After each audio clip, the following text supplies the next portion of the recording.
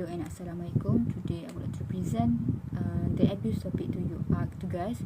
First of all, my name is Nurfadila binti Muhammad. The first is what is an abuse? Abuse is any form of behavior or act that is intentional to have authority or intimidate, force or hurt another person. It is a mishandling of an authority which uses the connection of closeness, faith and reliance to make the sufferer vulnerable. Abuse can be affected mental, monetary, sexual and bodily, but abuse is not restricted to any one of these. Any exploitation, mishandling or misuse of control for the intention of conniving the behaviors, event, opinion or thought of another person is abuse. What is child abuse?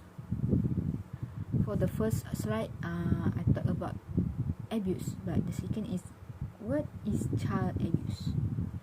So, child abuse is any action, behavior engaged by another person, adult or child, that causes considerable damage to a child.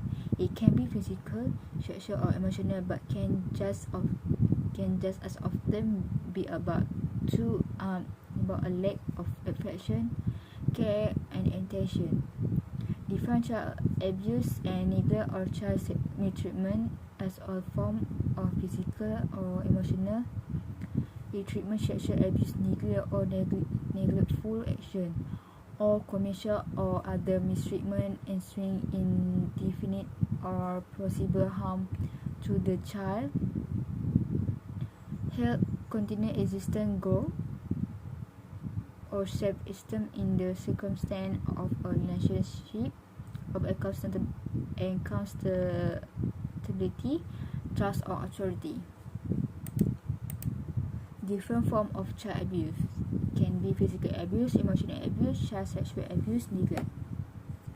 So, what is physical abuse? Physical abuse is defined as a physical injury caused by punching, beating, kicking, biting, burning, or otherwise harming a child. Physical abuse is the most visible form of child ill treatment. This is reported by American Human Society. Okay, the physical injury that range from small bruises to brutal fractures, or death as a result of punching, beating, kicking, biting, shaking, throwing, stabbing, shocking, hitting with a hand, stick, strap or other object, burning or otherwise harming a child.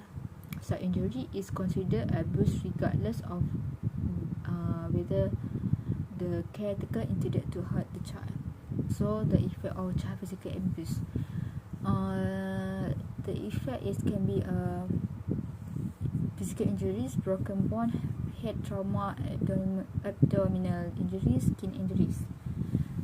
Children who have been physical abused may still feel the effect long after their injuries have healed.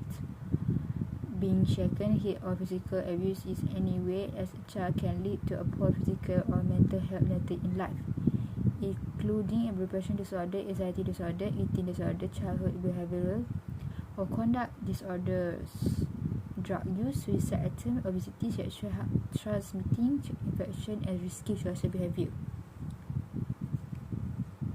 So, the second point is about emotional abuse.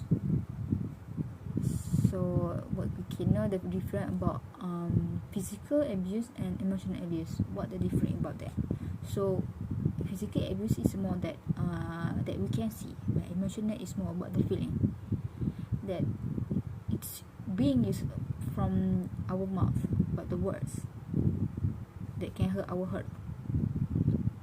But if not is taken action, it can be go to suicide, or more than that, or hurt themselves, but themselves. So the explanation about emotional abuse is embrace of certain individual conviction word can hurt, and psychological mistreatment can seriously harm a youngster's psychological wellness or passionate turn of event. It incorporates a method of acting that implants a youngster enthusiastic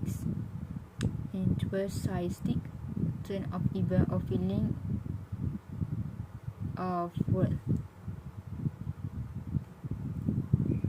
This may incorporate consistent analysis, dangers, or dismissal, just as retaining adoration, backing, or direction. Psychological mistreatment is frequently hard to demonstrate, and truthfully, it very well might be hard to interpret. Psychological mistreatment is quite often preserved when different structures are recognized. Examples of emotional abuse include regular mocking, shaming, and embracing, or can be calling names and making negative impression to others, telling a child they are no good, worthy, bad, or a mistake. For example, just like I give a birth to you as a mistake. For that example word. In the slide, I had do some researches that is from child abuse and neglect. For example, the short name is CAN, also by the City Development Minister Siti Zala Muhammad Yusof. She is Deputy Women Family Community Development. So from the child abuse and neglect, the short is CAN. I take from the 2012 until 2017, and by Minister Siti Zala, I take from 2018 to 2020. So but yeah, it is not all the information I get, but I get what I already researched. So from the chart, we can see that in 2018 and 19, it's been more higher than the usual. But in 2020, it's more or less because of pandemic, I guess. But you know, it's still many. We have more to educate. I mean, as we know that we only educate the youngster about the bad thing and this and blah blah blah. But about the abuse, we should educate the adult and the teenager about bullying, about the abuse is not good. So for my conclusion is, youngster misuse and disregard is unquestionably turning into an unavoidable way to our general well-being framework. This examination presumes that the quantity of peer abuse are expanded over a long time, with actual maltreatment being the most widely recognized kind of misuse, followed by sexual maltreatment and disregard. Newborn below and newborn children 1 year old are the most weak,